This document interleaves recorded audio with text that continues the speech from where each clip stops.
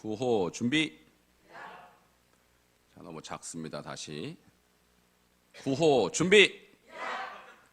구호 시작. 리더가 살아야 목장이 산다. 목장이 살아야 교회가 산다. 교회가 살아야 민족이 산다. 민족이 살아야 열방이 산다.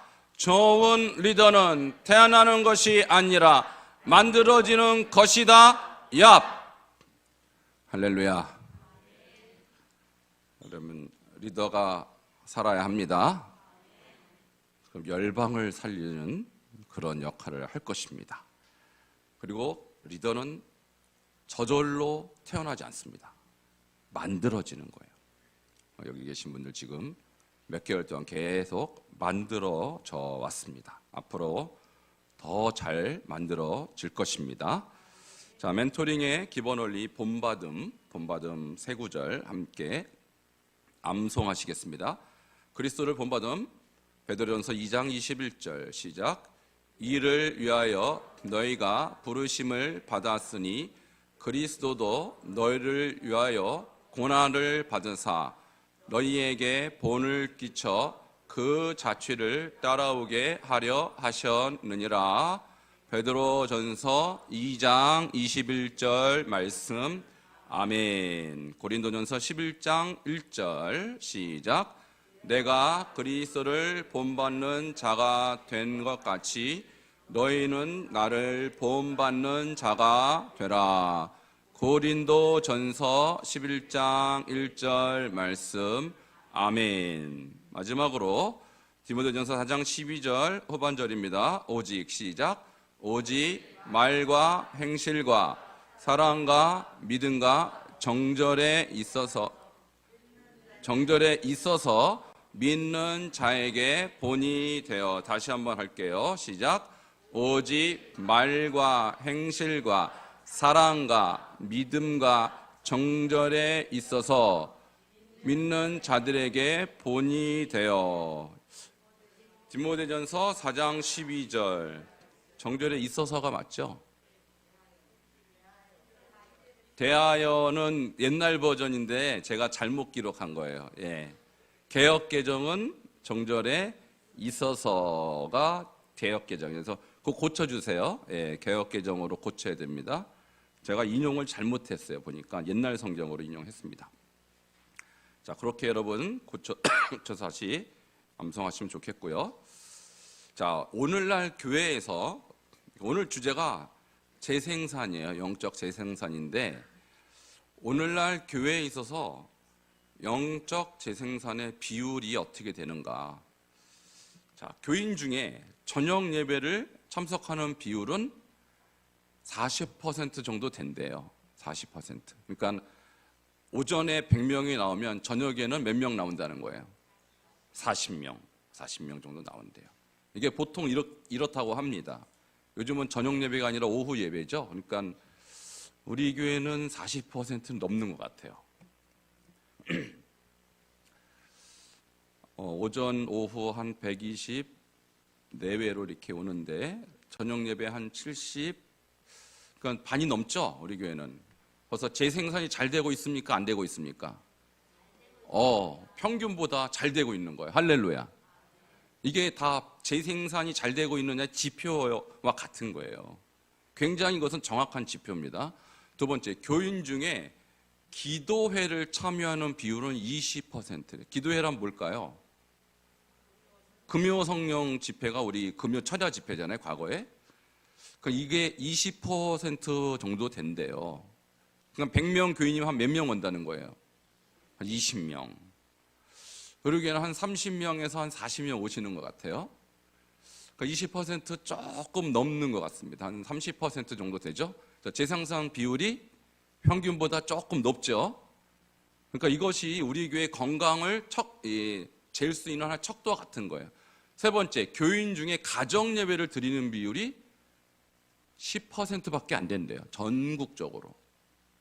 우리 교회는 아직 통계를 내본 적이 없어요.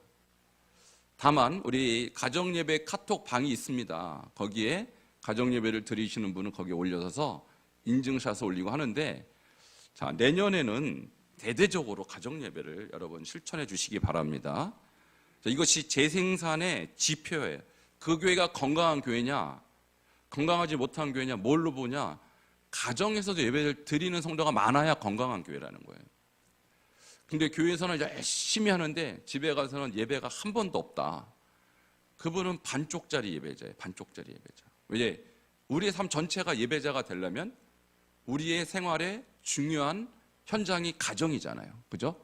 가정에서 예배가 없다? 그럼 그 사람은 교회 생활하는 거지 신앙생활 한다고 볼 수가 없다라는 거예요. 신앙은 생활인데 신앙은 교회에서만 머물러 있다라면 무슨 의미가 있겠어요? 가정 예배도 신앙생활에 굉장히 중요한 요소라는 거예요. 믿는 사람이 나밖에 없다. 그럼 어떻게 해야 돼요? 혼자라도 드리라. 혼자라도. 애들이 다 컸다. 그럼 어떻게 해요? 부부끼리 드리라는 거예요. 부부끼리. 그건 꼭 가정 예배라는 거예요. 그러니까 그러한 가정 예배가 있고 없고가 그 교회의 영적인 건강을 판가름한 척도다. 저는 아직 이거 통계는 안 내봤습니다만 내년에는 목장 예배에 올해도 있었습니다만 가정 예배 부분을 꼭 체크를 꼭 하셔요. 그거 보면은 통계가 어느 정도 나올 수 있는데 우리 교회도 뭐 이 정도밖에 안 되는 것 같아요. 가정 예배는. 자, 교인 중에 전도하는 비율이 5%래요. 통계가 그래요. 근데 우리 교회는 몇 프로일까요? 자, 전도하는 비율. 자, 형식적으로 보면 주일마다 제가 내보내죠. 강제로. 기관별로 2개씩 묶어서 요즘 추워서 잠시 쉬고 있지만 여름철 한여름하고 한겨울은 쉬지만 제가 기관별로 막 떠밀죠. 그죠? 자, 제가 안 떠밀면 여러분 할 거예요, 안 할 거예요? 이게 진실성이 거기서 드러나요. 담임 목사가 떠밀지 않아도 하는 것이 전도예요. 자발적으로, 자원해서. 이게 평균 5%래요. 그럼 100명 교인이면 몇 명? 5명. 우리 교회는 자원해서 전도하는 사람이 5명 될까요? 안 될까요? 모르죠. 여러분이 하는지 안 하는지 제가 뒷조사를 안 해서 모르죠. 아마 비슷하지 않을까 생각합니다. 비슷하지 않을까. 예. 자, 마지막 지표가 뭐냐면 양육이에요. 양육. 교인 중에서 인도한 영혼을 양육하는 비율 1%. 그러니까 새 신자가 왔어도 다 빠져나간다는 거예요. 왜 빠져나갈까요? 양육을 안 하니까. 양육을 안 하니까. 우리 교회는 이제 바나바 부서가 있고 바나바 훈련을 꽤 열심히 체계적으로 했기 때문에 그래도 나온 편입니다. 그러니까 이렇게 내가 누구를 양육한다고 했을 때 그 양육하는 사람의 비율이 100명 중에 1명밖에 없다는 거예요. 교인들, 평신도 중에는 굉장히 적은 겁니다. 근데 이 비율이 예를 들어서 10%다. 그러면 그 교회는 대단한 교회예요. 다른 교회에 비해서 10배나 재생산 비율이 높은 교회라는 거예요. 자, 왜 목자가 중요하냐면 목자가 이 역할을 하기 때문에요. 재생산의 핵심 역할을 하는 분들이 목자라는 거예요. 부목자 역시 앞으로 그 일을 할 예비 후보라는 거예요. 그러니까 저는 제 사역에 있어서 가장 중요한 사역 전략이 뭐냐? 목자 잘 세우는 거예요. 목자.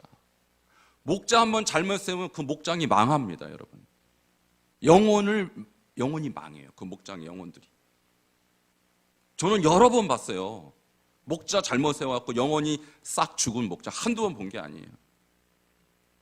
대단히 중요한 문제, 이 문제는. 물론 담임 목사가 다 돌보면 문제가 없겠죠. 그러면 저는 다 돌보다가 전 과로사합니다. 일찍 순교할 수도 있어요, 제가 그러다가.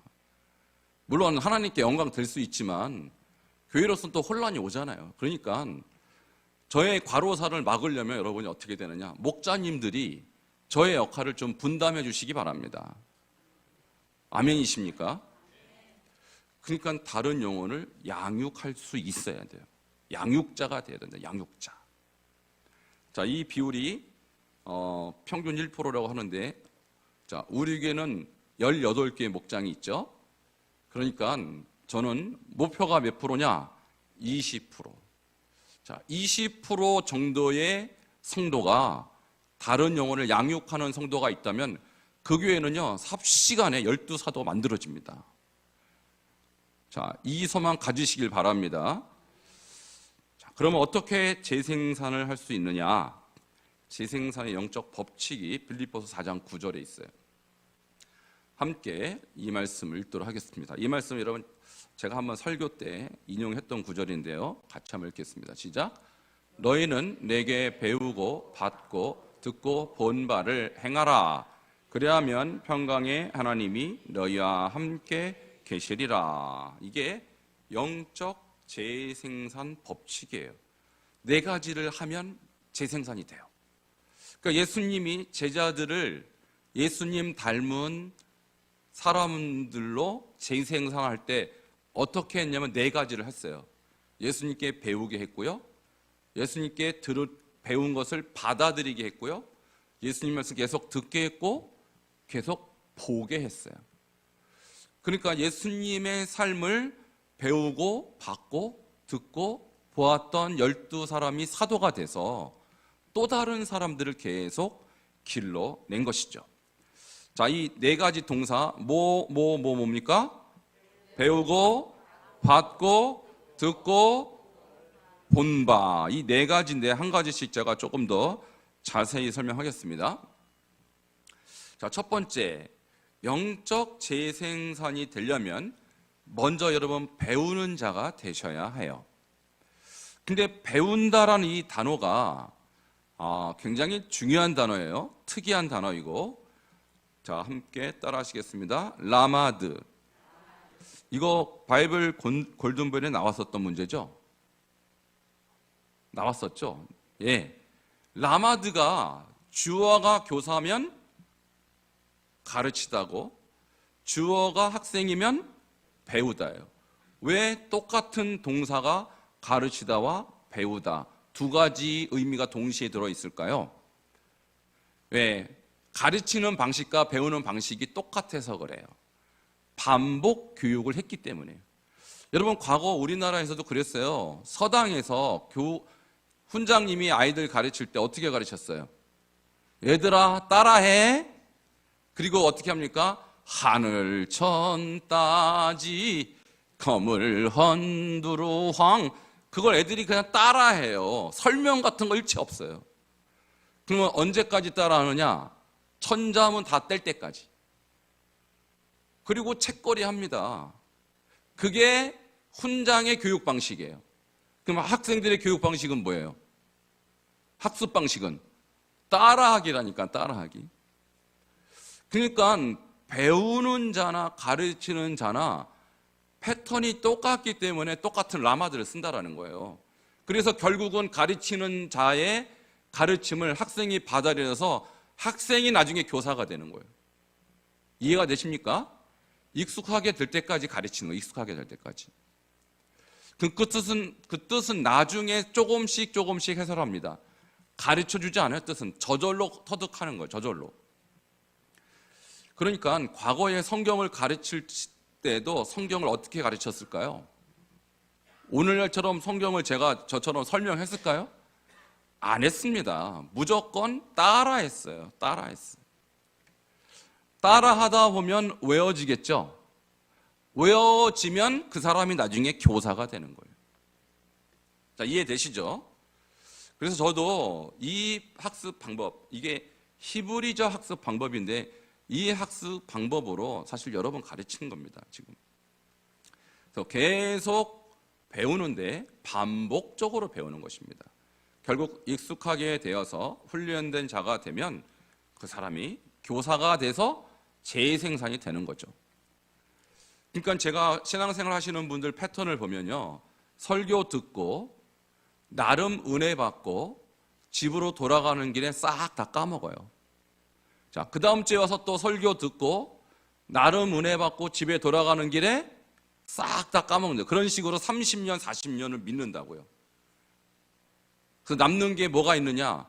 별로 없어요.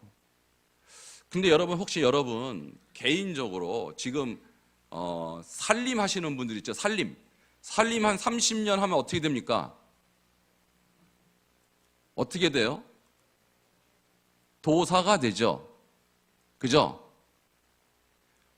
칼국수 한 30년 하는 집 가면 그 집 메어 터집니다. 그죠? 도사가 돼갖고.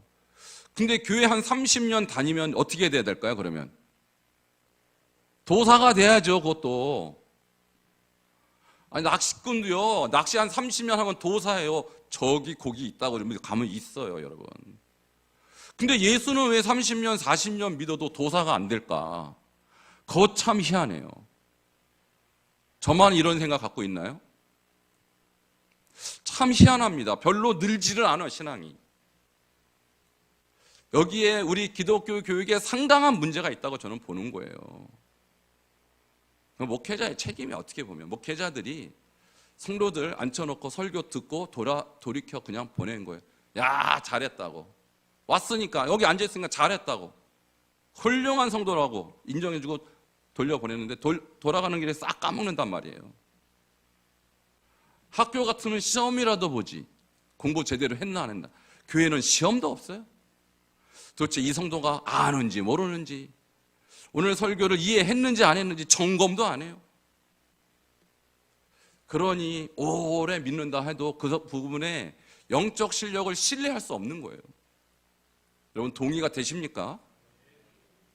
그러니까 저희가 주일날 설교 듣고 제 설교 영상 한번 또 반복해서 듣고, 이거 여러분을 손에 들고 있는 거 한번 또 목자들 같은 경우는 한번 또 요약하고, 벌써 몇 번째예요 그러면?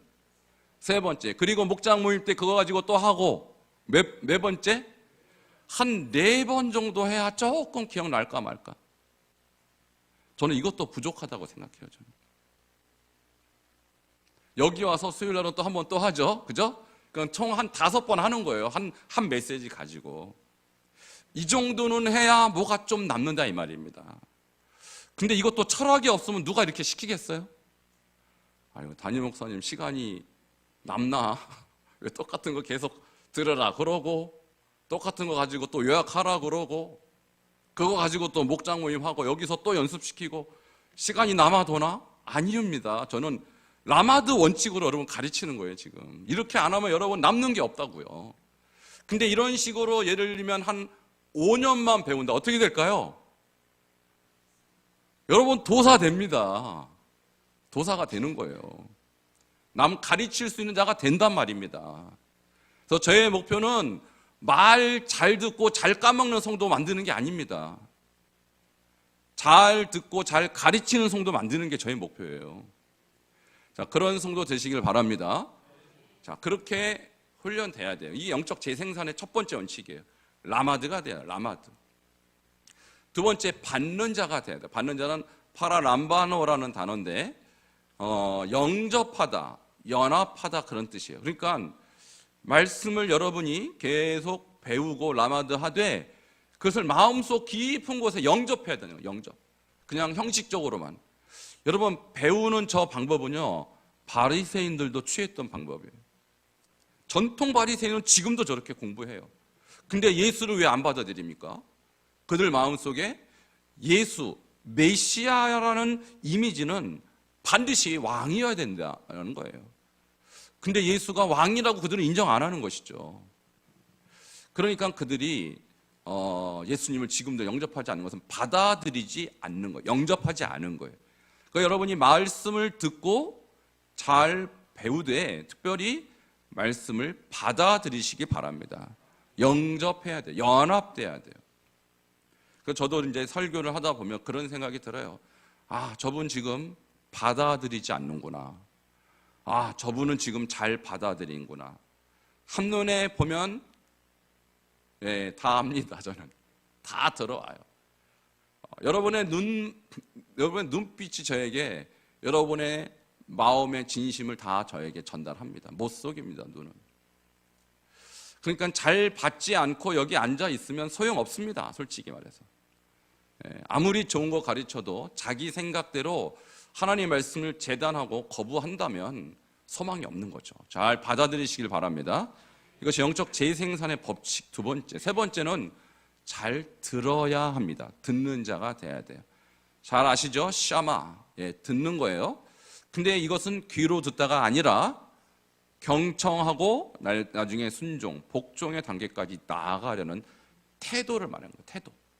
그래서 우리 애가 말을 참 잘 들어요 라고 할 때 뭘 보고 판단해요?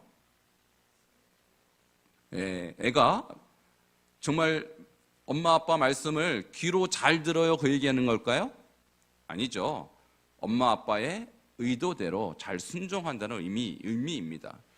그러니까 우리가 말씀을 들었어요. 지금 배웠어요. 그리고 받아들였어요. 그 다음 뭐 해야 돼요? 그 다음은 순종해야 되는 거예요. 자, 순종까지 안 가는 하나님 말씀은 그냥 세상 지식하고 큰 차이가 없어요.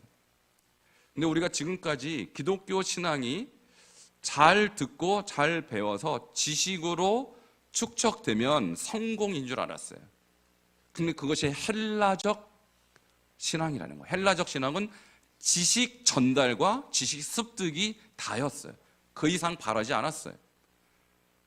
그러나 우리가 지금 하고 있는 것은 히브리적 사고로 성경을 보는 것입니다.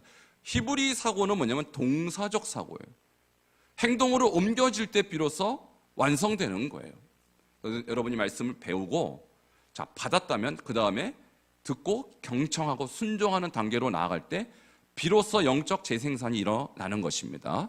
자, 세 가지 여러분 처음에 배우고 받고 듣고 듣는 것은 순종하다 그랬죠. 그 다음에 보는 자, 보는 것은요 물론 눈으로 보는 것도 있지만 우리가 본다는 단어를 이때도 쓰죠. 먹어 보다, 입어 보다. 왜 먹고 입는데 왜 보다라는 말을 쓸까요? 자, 경험을 말하는 거예요. 그래서 보다라는 단어는 눈으로 보는 개념도 있지만 경험하다는 개념이 있어요. 자, 우리가 하나님 말씀을 잘 라마드, 반복, 교육을 해서 연합하고 내 안에 영접한 다음에 그것을 복종하면 하나님의 영광을 볼 것입니다. 경험하게 된다라는 거예요. 그래서 많은 분들이 왜 하나님의 역사를 경험하지 못하는가? 순종하지 않아서 그래요. 여러분이 정말로 하나님의 역사를 경험하고 싶다면 순종의 자리까지 나아가셔야 돼요. 근데 순종이 쉽지 않기 때문에 저 앞에 라마드를 잘 하시고 라마드한 말씀을 잘 영접하신 다음에 순종의 길로 나아가면 반드시 하나님의 역사를 경험하게 될 것입니다. 자, 오늘 뒤에 준비한 것도 있지만 오늘 또 목장 실습이 또 중요하기 때문에 뒤에 준비한 말씀 다음 주에 이어서 하기로 하고요. 오늘 다시 목장으로 다시 분산해서 앉도록 하겠습니다. 오늘 저는 이 앞쪽에 우리 권사님들 그룹에서 잠시 목장 모임하는 이제 대화를 옆에서 이제 관찰한 입장에서 들었는데요. 이 배우는 자 라마드 이 부분에 상당히 충실하게 잘하고 계시는 것 같아요.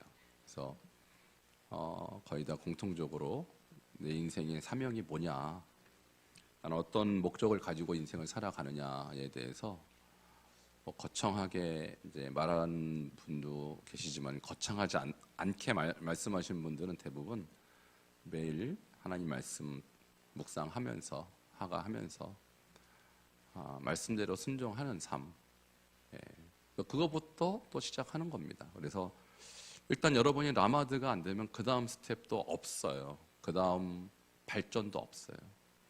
왜냐하면 듣고 잊어버리기 때문에, 그 다음에 또 듣고 또 잊어버릴 거기 때문에 그 다음에 말씀을 받고 이런 역사가 일어나지 않아요.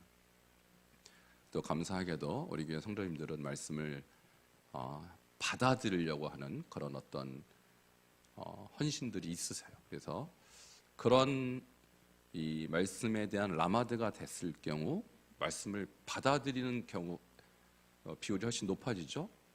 그럼 말씀을 받아들이면 순종하는 비율이 훨씬 높아지죠. 그러면 영적인 체험도 높아지는 겁니다. 그래서 이런 것들을 여러분이 잘 계속해서 이제 1년, 2년, 3년, 4년, 5년 지나가면 제가 말씀드렸잖아요. 운동도 한 5년 하면요 상당한 레벨에 올라갑니다. 우리가 이게 영적인 운동과 같거든요. 그래서 이렇게 배 나오신 분들 한 5년만 헬스 하면 뭐라죠? 식스팩이라고 해서 식스팩이 나옵니다. 한 5년. 그러니까 영적으로도 여러분이 한 5년 하야하고 하가하고 그러면은 말씀의 근육이 막 몸에 생겨요. 단단해져요. 웬만한 시험에는 흔들리지 않습니다. 그런 트레이닝이 없이 그저 듣고 잊어버리고 이런 식으로 수십 년 해도 아주 작은 바람에도 쓰러집니다. 여러분이 지금까지 제가 여러분에게 사실 굉장히 모질게 하고 있어요. 저 인정합니다. 저를 좋아하지 않아요, 여러분은 저를. 저는 인정하는데 저는 그거에 개의치 않아요. 네, 개의치 않아요. 네.